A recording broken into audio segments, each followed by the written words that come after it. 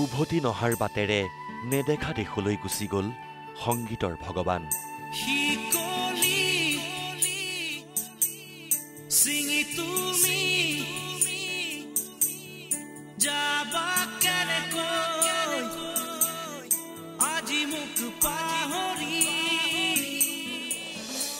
অসমৰ আকাশে বতাহে এতিয়া অনুৰাগী ৰুচুপনি। অন্ধ আকাশ ক্ৰুদ্ধ বতাহ ত্ৰস্ত ৰাতিৰ স্তব্ধ জোনাক। কিন্তু সকলোৰে কিয় ইমান প্ৰিয় জুবিন গাৰ্গ? মই নথকাৰ যিদিনা হ'ব তোমাৰ সিদিনা অশ্ৰু নিগৰিবনে কোৱা। কিয় তেওঁ আছিল সকলোতকৈ পৃথক? তাৰ কোনো উচ্চ নিম্ন কোনো নাই, সি চবৰে মিলিছিলে। আজি সেইটো কাৰণে সি পপুলাৰ। জুবিন মৰা নাই, সেইটো কাৰণে পৃথক। তাৰ নিচিনা ছেকেণ্ড মানুহ নহ'ব।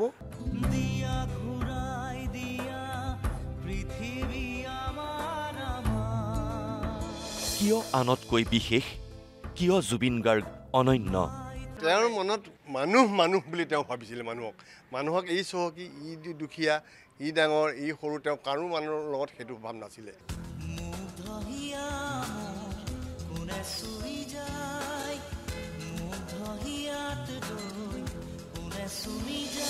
প্ৰতিটো শ্ৰেণীৰ লোকৰ মুখে মুখে প্ৰাণৰ শিল্পীৰ বন্দনা।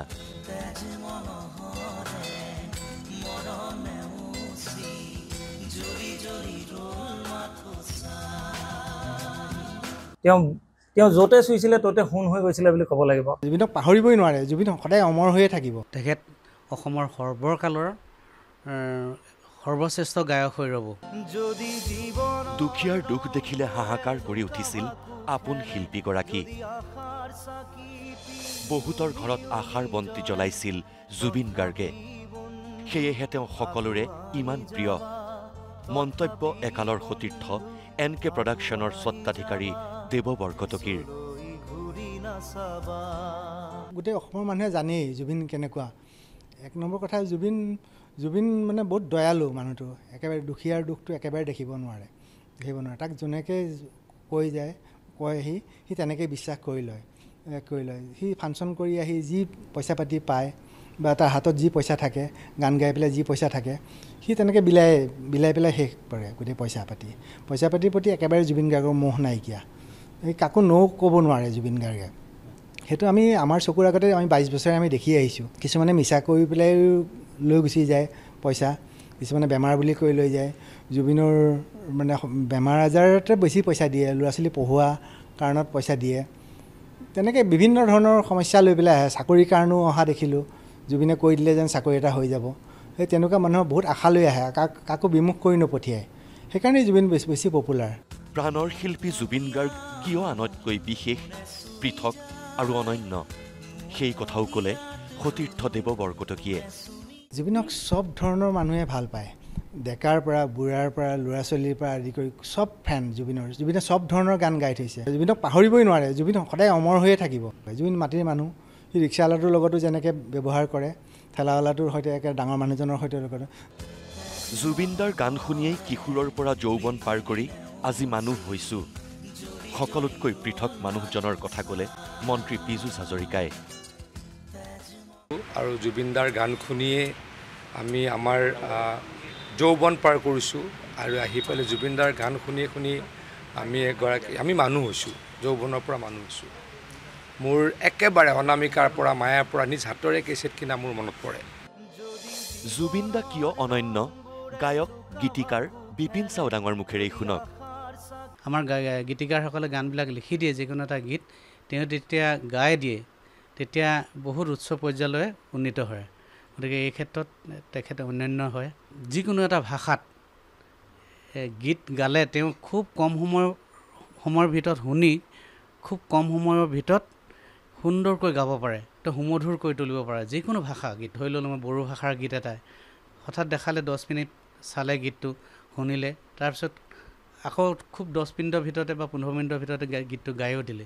গতিকে এই ক্ষেত্ৰত তেখেত অন্যান্য কেতিয়াও বেলেগৰ নিচিনা হ'ব নোৱাৰে আমি জীৱনত কেতিয়াও তেনেকুৱা গায়ক দেখা নাছিলোঁ জুবিনদাৰ জনপ্ৰিয়তাৰ উদাহৰণ দি বিপিন চাওদাঙেও ক'লে জুবিনদা কিয় বিশেষ জনপ্ৰিয়তাৰ ক্ষেত্ৰত একেবাৰে অতুলনীয় তুলনা কৰিব নোৱাৰে বেলেগৰ ক্ষেত্ৰত ক'ৰবাত যদি বজাৰৰ চুকতে ৰৈ দিলে তেওঁক মানুহ ধৰি ৰাখিব নোৱাৰে আপুনি ইমান জাম হৈ যাব কোনোবা গাঁও এচুকত তেওঁক ৰৈ দিলে গোটেই গাঁৱৰ মানুহে বেৰি ধৰিব তেওঁক ইমানেই ভাল পায় এটা ক্ষেত্ৰত মই ক'ব বিচাৰিম স্বাধীনতা শব্দটোৰ অৰ্থ তেওঁ যেন আটাইতকৈ ভালদৰে ল'লে তেওঁৱে যেন উপভোগ কৰিলে স্বাধীনতা নামৰ এই শব্দটো মই যি শিকিছোঁ যি গাইছোঁ সকলো জুবিনদাৰ পৰাই শিকিছোঁ আমাৰ দৰে গায়কক বহু কথা শিকালে তেওঁ অসমীয়াক একগোট কৰি থৈ গ'ল তেওঁ অনন্য তেওঁ বিশেষতকৈও বিশেষ তেওঁৰ আদৰ্শৰেই আগবাঢ়িম বুলি মন্তব্য গায়ক নীল আকাশৰ জুবিনদা কিয় বিশেষ বুলি ক'লে আচলতে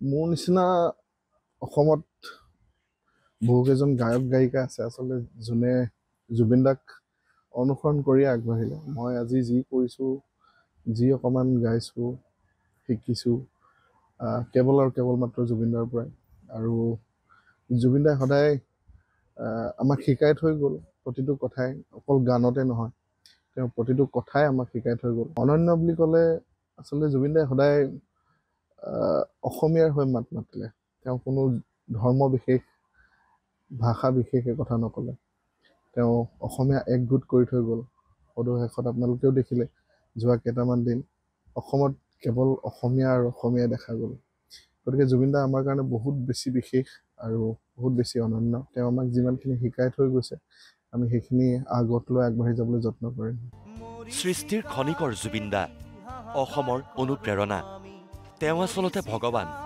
সেয়েহে তেওঁ অনন্য তেওঁ সকলোতকৈ বিশেষ মন্তব্য গায়ক কুসুম কৈলাশৰ জুবিন গাৰ্গে আচলতে অকল গীতেই গোৱা নাছিলে তেওঁ একেৰাহে প্ৰকৃতিপ্ৰেমী এজন এক্টৰ এজন চিত্ৰশিল্পী এজন সৃষ্টিৰ খনিকৰ আছিলে আচলতে তেওঁ য'তে চুইছিলে ত'তে সোণ হৈ গৈছিলে বুলি ক'ব লাগিব মুঠতে ক'বলৈ গ'লে জুবিন গাৰ্গ এজন ভগৱান হয় যিজন ভগৱানে অসমীয়া জাতিটোৰ কথাই চিন্তা কৰিলে আৰু বিপদৰ সময়ত জুবিন গাৰ্গেই থাকিলে প্ৰাণৰ শিল্পীগৰাকী কিয় সকলোৰে প্ৰিয় অনন্য পৃথক আৰু বিশেষ নিউজ লাইভক কৈ গ'ল সাধাৰণ জনতায়ো এই সন্মুখৰ যিখন দোকান দেখিছে ভঙা চিঙা আছিলে এই 10,000 টকা এটা উলিয়াই দিছে গৈ ভালদৰে বনোৱা কোনো উচ্চ নিম্ন কোনো নাই সি চবৰে মিলিছিলে আজি সেইটো কাৰণে সি পপুলাৰ জুবিন মৰা নাই সেইটো কাৰণে পৃথক তাৰ নিচিনা ছেকেণ্ড মানুহ নহ'ব ওৱান টু অলৰ লগত কথা পাতে তাৰ কোনো ইগ' নাই এতিয়া ওলাই যে আমি জুবিন বুলি মাতিলে মাতিব আপুনি বুলি যদি ক'লে ক'ব খুৰা আপুনি নক'ব মই আপোনাৰ লগত বহুত সৰু ল'ৰা তেওঁৰ মনত মানুহ বুলি তেওঁ ভাবিছিলে মানুহক এই চহকী ই দুখীয়া ই ডাঙৰ ই সৰু তেওঁ কাৰো মানুহৰ লগত সেইটো ভাৱ নাছিলে জুবিনদা তুমি কায়িকভাৱে আমাৰ মাজত নাথাকিব পাৰা কিন্তু সদায় প্ৰতিজন অসমীয়াৰ হৃদয়ত মনত তেজত তুমিয়েই বৈ থাকিবা ব্যুৰো ৰিপৰ্ট নিউজ লাইভ